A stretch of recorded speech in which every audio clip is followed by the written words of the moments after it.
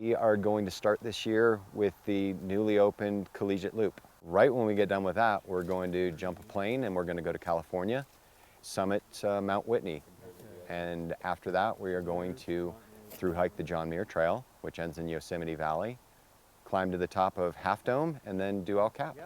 This is a very robust schedule. Yeah, we want A to, robust kind of guys. yeah, so we want to, pretty much we're looking to, every time we go out, we want to find new challenges that we haven't embraced before.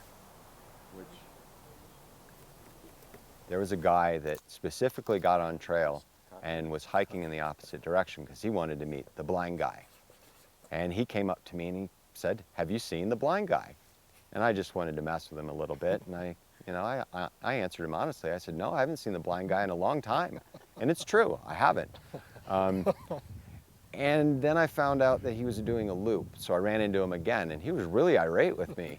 He said, "I asked you if you saw the blind guy." And I said, "Well, technically I haven't. I haven't seen myself in about 10 years now." And that's the good thing about being out there because I don't have my white cane with the red tip. Tennille doesn't wear her harness, so we don't stick out like we do in town. So it's, people get to accept me for who I am. Walking with Trevor and Tennille is quite an experience because, I'm just used to doing it visually. And when I'm with Trevor, I mean, he's hearing everything and smelling everything. And it's just, and Tennille is everything, seeing, smelling, hearing. And so to me, it has become like kind of an awakened walking. I mean, it is so enjoyable. I mean, to just be in this sensual bubble. It sounds kind of odd, but I actually feel, I guess, a little bit fortunate being blind when I stand on top of a mountain because most people remember, oh, it was a beautiful view and kind of like a snapshot photo, but mine's multidimensional because I remember, was the sun hitting me on the left or the right-hand side of my face? Was there dew on the ground? What did the rocks feel like? What were the sounds like? Basically what I do to go from point A to point B, it's like a high-stakes game of connect the dots. I keep track of my cadence and time in my head, and that gives me distance. And then I have an iPhone which speaks to me, and we develop a very hyper-accurate special set of directions for me specifically on trail. So it's a lot of stepping out into the unknown and embracing fear.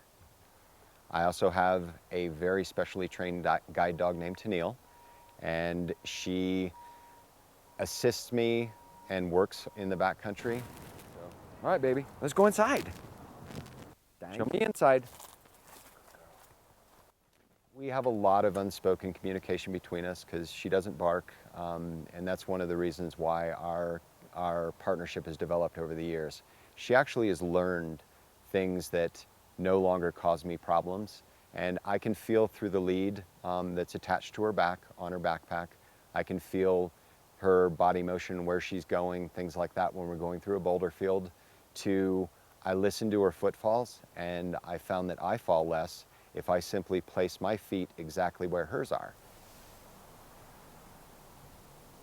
But for all blind people, what happens is when you're blind, you don't need your visual cortex anymore. So your audio cortex actually takes over that memory and rewires itself.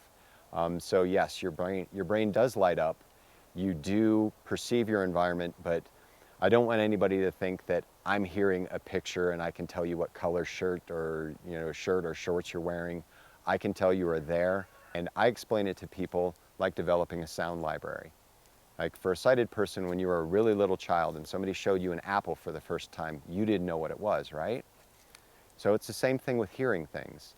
The more I'm out and the more I sense my environment through sound, the larger my library gets and the more I'm able to recognize. My first true solo hike was, I went big or I was going to go home. I did a solo through hike of the Appalachian Trail. I, on more than one occasion, wondered what the heck was I doing? Why was I here? I had no business being there. But,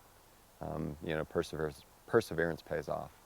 I got my life back, which is what I set out to do, but it has just grown from there. And I still have to go out and embrace new fears to push the limits of what is possible. But once I got my guide dog Tennille, that's where it really started to turn into having true independence. 5 years ago, I was the only blind person that was hiking. But things are changing, and it's really, really great. I get emails now, and I get phone calls from people that have guide dogs and people that are blind and don't have dogs, and they just want to get out and they want to do something. So I just say, hey, take me as an example. It can be done. You know, go out and I'll help you until you figure out your own system, and then sky's the limit. So don't listen to what society says that, oh, because you're blind, you cannot do this. You just have to go out and do it.